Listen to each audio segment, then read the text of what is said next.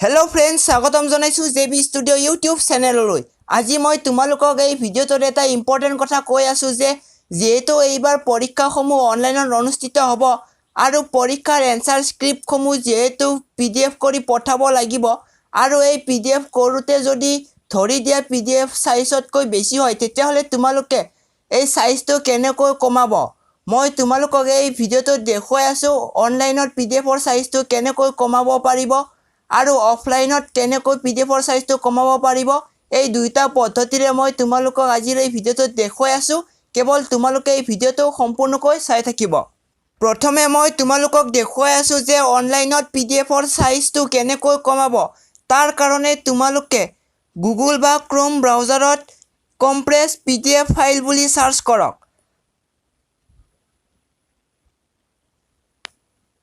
search করার পিছত তোমালোকে তললৈ স্ক্রল ডাউন করিবা স্ক্রল ডাউন করার পিছত তোমালোকে চাবা ইয়াতে 2 বুলি এটা আইকন আইছে আৰু এই 2 বুলি থকা আইকনটো তোমালোকে ক্লিক কৰি দিবা তাৰ পিছত তোমালোকে তললৈ স্ক্ৰল ডাউন কৰিবা স্ক্ৰল ডাউন কৰাৰ পিছত তোমালোকে এই চুজ ফাইলত ক্লিক কৰি যেটো ফাইলৰ সাইজটো কমাব বিচাৰিছা সেইটো ফাইলটো তোমালোকে ইয়াতে সিলেক্ট কৰিবা মই সিলেক্ট কৰি তোমালোকক দেখুৱাই দিছো সিলেক্ট কৰাৰ পিছত তলত ইয়াতে দুটা অপচন আহিছে বেসিক কম্প্ৰেছন আৰু ষ্ট্ৰং কম্প্ৰেছন যদি বেসিক কম্প্ৰেছনত সিলেক্ট কৰা তেতিয়া হলে যদি ফাইল সাইজটো 10 MB থাকে তেতিয়া হলে কেৱল অকনমান কম হৈ ফালে আহিব যদি 10 MB থাকে তেতিয়া হলে 8 MB বা 7 MB মান হৈ আহিব আৰু যদি ষ্ট্ৰং কম্পাৰিছনত চুজ কৰা তেতিয়া হলে যদি ফাইল সাইজটো 10 MB থাকে তেতিয়া হলে 3 MB বা 2 MB লৈকে কমি যাব গতিকে তোমালোকে যদি বহুত বেছি কম কৰিব বিচৰা তেতিয়া হলে তোমালোকে ষ্ট্ৰং কম্পাৰিছনত চুজ কৰিবা তাত চুজ কৰাৰ পিছত তোমালোকে এই স্টাৰ্টত ক্লিক কৰিবা স্টাৰ্টত ক্লিক কৰাৰ পিছত ইয়াতে লোডিং হোৱা দেখাব এইটো কমপ্লিট হোৱাৰ পিছত তোমালোকৰ যেটো PDF ৰিডিউস কৰা সেইটো কমপ্লিট হৈ যাব এতিয়া মই তোমালোকক অনলাইন এপ্লিকেশনৰ সহায়ত PDFৰ ফাইলটো কেনেকৈ কমাব পাৰি দেখুৱাই আছো তাৰ কাৰণে প্ৰথমতে তোমালোকে এটা এপ্লিকেশন ইনষ্টল কৰিব লাগিব এই এপ্লিকেশনটো মই তোমালোকক স্ক্ৰিনত দেখুৱাই আছো এপ্লিকেশনৰ নামটো হৈছে compress PDF ফাইল এই এপ্লিকেশনটো তোমালোকে প্লে ষ্টৰৰ পৰা প্ৰথমতে ইনষ্টল কৰি লওক ইনষ্টল কৰি তোমালোকে এই এপ্লিকেশনটো ওপেন কৰক এপ্লিকেশনটো ওপেন কৰাৰ পিছত তোমালোকে ফাইল মেনেজাৰত ক্লিক কৰি যেটো ফাইলৰ সাইজটো কমাব বিচাৰিছা সেই ফাইলটো তোমালোকে ইয়াতে সিলেক্ট কৰক মই সিলেক্ট কৰি দেখুৱাই আছো তোমালোকক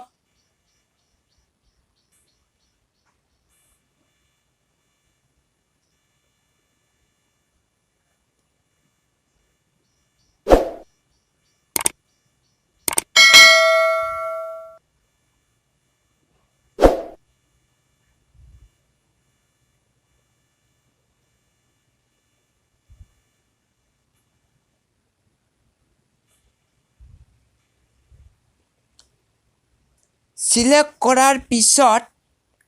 তোমালোকে এই যেটো সৰু এটা চিন আছে তাত ক্লিক কৰিবা ক্লিক কৰাৰ পিছত তোমালোকে ইয়াৰে যিকোনো এটা চুজ কৰিব লাগিব তোমালোকে যদি লেস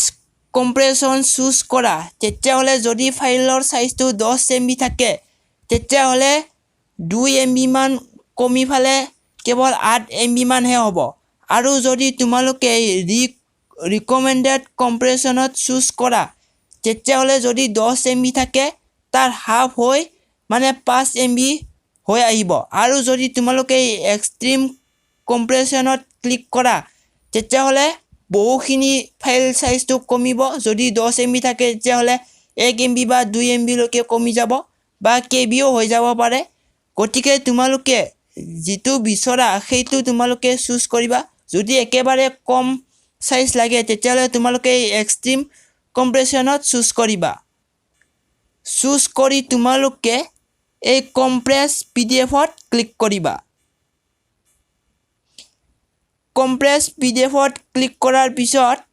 ইয়াতে ৰিডিং পিডিএফ ফাইল বুলি দেখুৱাই আছে আৰু এই 0% যেতিয়া মানে 100% হৈ যাব তেতিয়া তোমালোকৰ এই কম্প্ৰেছ কৰা পিডিএফটো কমপ্লিট হৈ যাব তাৰ পিছত তোমালোকে এই কম্প্ৰেছ কৰা পিডিএফ ফাইলটো চাবৰ কাৰণে তোমালোকে ফাইল মেনেজাৰত যাবা ফাইল মেনেজাৰত গৈ তোমালোকে ফোন মেমৰিত ক্লিক কৰিবা ফোন মেমৰিত যাই তোমালোকে কম্প্ৰেছ পিডিএফটো চাবা কম্প্ৰেছ পিডিএফ ফাইল য'ত আছে সেইটো তোমালোকে চাবা আৰু তাত ক্লিক কৰিলে তোমালোকে সেই কম্প্ৰেছ কৰা ফাইলটো দেখা পাবা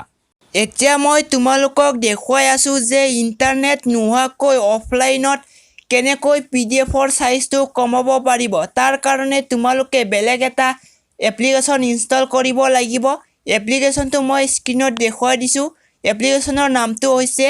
পিডিএফ কম্প্ৰেছৰ এই এপ্লিকেশনটো তোমালোকে প্লে ষ্টৰৰ পৰা ইনষ্টল কৰক ইনষ্টল কৰি তোমালোকে এই এপ্লিকেশনটো ওপেন কৰক এপ্লিকেশনটো ওপেন কৰাৰ পিছত তোমালোকে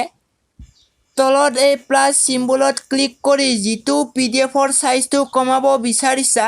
সেই পিডিএফটো তোমালোকে ইয়াতে সিলেক্ট কৰক মই সিলেক্ট কৰি দেখুৱাই আছো তোমালোকক পিডিএফটো সিলেক্ট কৰাৰ পিছত তোমালোকে কম্প্ৰেছৰটো সিলেক্ট কৰিব লাগিব লো মিডিয়াম আৰু হাই এই তিনিটা আছে তোমালোকে যদি কম্প্ৰেছনটো লো সিলেক্ট কৰা আৰু যদি তোমালোকৰ পিডিএফৰ সাইজটো 10 MB আছিল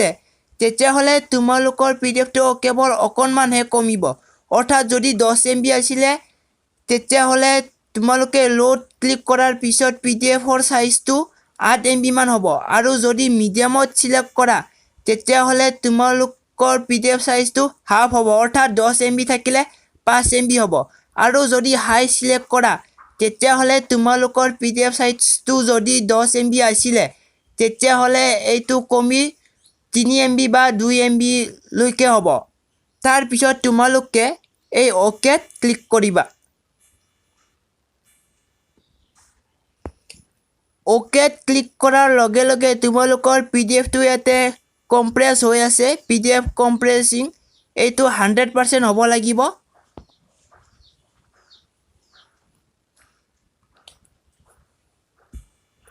পিডিএফটো 100% হোৱাৰ পিছত ইয়াতে পিডিএফ কম্প্ৰেছৰত আহিছে জিতু তোমালোকে কম্প্ৰেছ কৰিছিলা হেতু আহিছে কম্প্ৰেছ কৰা পিডিএফটো চাবৰ বাবে তোমালোকে আকৌ এই ফাইল মেনেজাৰত ক্লিক কৰিব লাগিব ফাইল মেনেজাৰত ক্লিক কৰাৰ পিছত তোমালোকে ফোন মেমৰিত যাব ফোন মেমৰিত যাই তোমালোকে পিডিএফ কম্প্ৰেছৰটো বিচাৰিব পিডিএফ কম্প্ৰেছৰত তোমালোকে ক্লিক কৰি তোমালোকে সেই কম্প্ৰেছ কৰা ফাইলটো দেখা পাব